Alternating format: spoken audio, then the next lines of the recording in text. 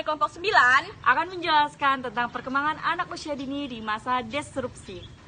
Era disrupsi adalah sebuah era terjadinya inovasi dan perubahan besar-besaran yang secara fundamental mengubah semua sistem tatanan dan landscape yang ada ke cara-cara baru. Perubahan besar terjadi setidaknya disebabkan oleh adanya revolusi, perubahan iklim, dan pandemi COVID-19. Pelatihan pengasuhan orang tua anak usia dini disrupsi merupakan kebutuhan yang krusial dalam mengantarkan anak sesuai dengan perkembangan zaman di era digital. Pelatihan pola asuh orang tua menjadi kebutuhan pokok orang tua untuk menghadapi anak milenial yang semakin sulit terpisah dari gadget internet, YouTube, sosial media, situs web yang kurang mendidik, dan kecanduan game online.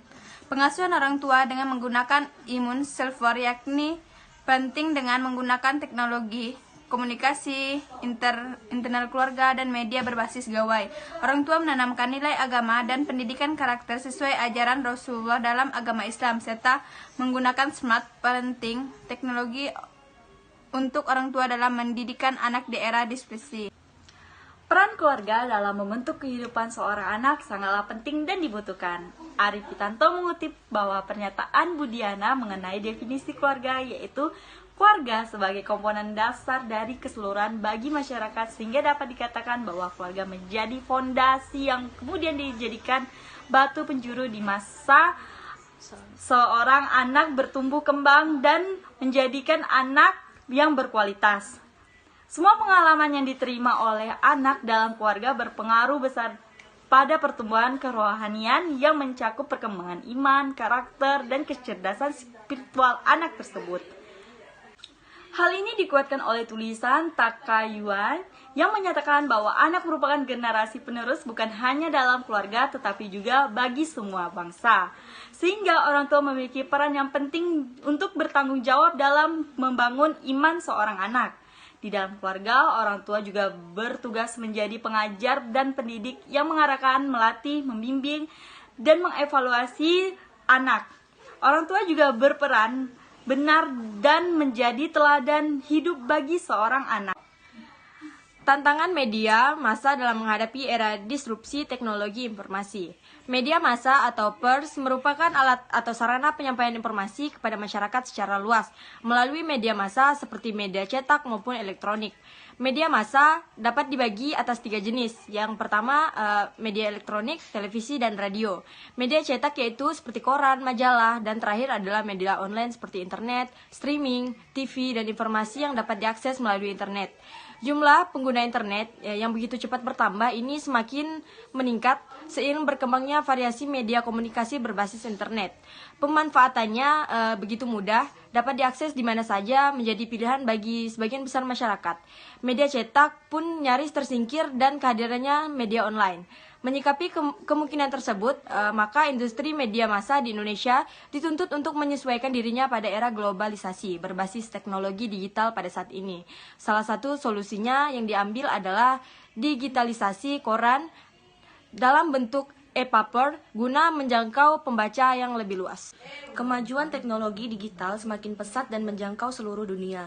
Perkembangan teknologi digital ditandai dengan meluasnya jaringan internet. Masyarakat lintas negara dengan mudahnya terkoneksi dan berbagi informasi. Sebab internet efektif menghubungkan sama lain di tengah penerapan jarak-jarak sosial untuk mencegah penyebaran virus corona. Kegiatan belajar mengajar yang dilakukan dengan menggunakan akses internet semakin menambah angka pengguna internet, khususnya dari kalangan anak-anak. Hal inilah yang kemudian menjadi perhatian pemerintah. Bagaimana masyarakat dapat memahami pemanfaatan teknologi dengan bijak, sehingga dapat mengenalkannya pada anak-anak sejak dini. Kemudian juga harus tahu bagaimana cybergambling, yaitu permainan judi berkedok game sosial media. Dan yang terakhir adalah di sosial media kita perlu memahami berbagai macam bahaya yang ada di internet. Dengan mengetahui bahaya tersebut, maka kita dapat terhindar dari dan menjadi korban maupun pelaku kejahatan internet. Penting peran guru PAUD di era disrupsi. Pada era revolusi industri ini, kekuatan sumber daya manusia menjadi kunci keberhasilan suatu bangsa. Kekuatan tersebut didukung oleh kemampuan berpikir kritis, kreatif, kolaborasi, dan komunikasi, dan memegang persaingan yang semakin ketat ini. Satu hal yang perlu digarisbawahi adalah, hal ini perlu dibangun sejak dini. Di sini peran guru pendidik anak usia dini sangat vital, sebab ia adalah orang kedua setelah orang tua mengukir dan membangun fondasi penguatan jati diri anak didik. Dalam era disrupsi, peran guru PAUD ini sangat penting, ungkap Sekretaris Dirjen PAUD Diknas Dr. Wartanto di sela-sela seminar nasional dengan tema menyiapkan SDM unggul sejak dini di era revolusi industri menuju PAUD berkualitas 2030 di Gedung Pusat Jalan Sidodadi. Ia menambahkan guru PAUD dituntut untuk memahami standar-standar pengetahuan tersebut. Pendidik anak usia dini khususnya kurikulum agar meningkatkan kualitas pembelajaran. Sesuai dengan basis pengetahuan tersebut, maka skill guru yang sesuai dengan pendidikan harus ditingkatkan berdasarkan kompetensi era revolusi. Dampak era disrupsi pada sistem pendidikan selama pandemi COVID-19. Di masa sekarang, mau atau tidak semua bidang termasuk pendidikan harus menyesuaikan diri dengan keadaan. Sebab tidak mungkin untuk menghentikan semua kegiatan hingga keadaan kembali kondusif. Terhitung, sudah setahun sejak COVID-19 pertama kali menyebar di Indonesia, jika tidak menerapkan e-learning, kemungkinan terjadi learning loss pada anak semakin meningkat. Adanya perubahan sistem pembelajaran dari tatap muka menjadi daring memang sangat membantu pendidikan di Indonesia. Apalagi adanya kebijakan untuk menjaga jarak yang terus digaungkan pemerintah. Namun, agar sistem pembelajaran tetap efektif, kerjasama dari berbagai pihak menjadi sangat penting.